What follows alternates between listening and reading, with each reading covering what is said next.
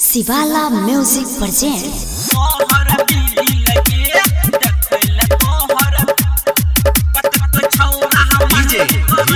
अभी आप सुन रहे हैं अनिल दीवाना को।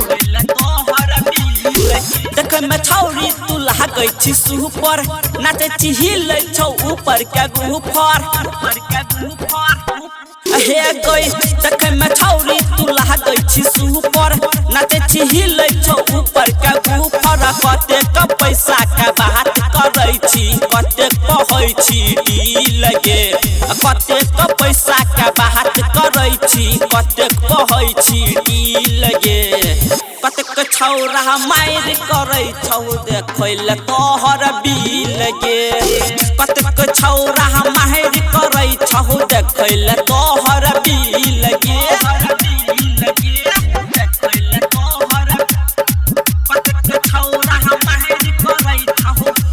डीजे हीरू मधुबनी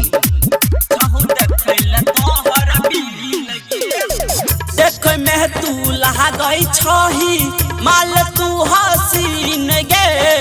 नया छौ जवानी चढ़ल नया छौ मसीन गे।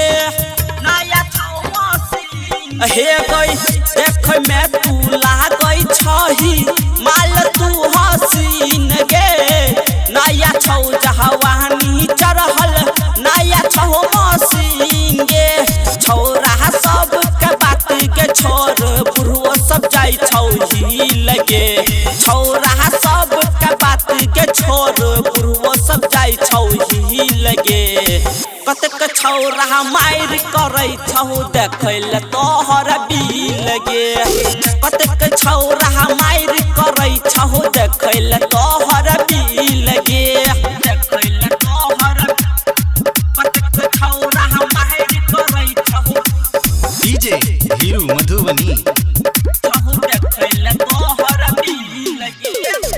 देख चियहु जब सह छौरी पड़े छौ खूबे पैसा गे।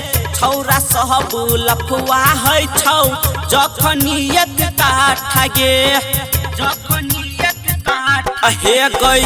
देख चियहु जब सह छौरी पड़े छौ खूबे पैसा गे। छौरा सब लफुआ है छौ जखनी एक काठा गे। अनिल दीवाना चला गेल छौरी अपन ताहू दिल गे। राइटर सुनील संगे तू छौरी बात करै छी कि मिल के। कतेक छौरा मार करै छौ देखैल तोहर बिल गे। कतेक छौरा मार करै छौ देखैल तोहर बिल गे। माँ दहला रिकॉर्डिंग स्टूडियो।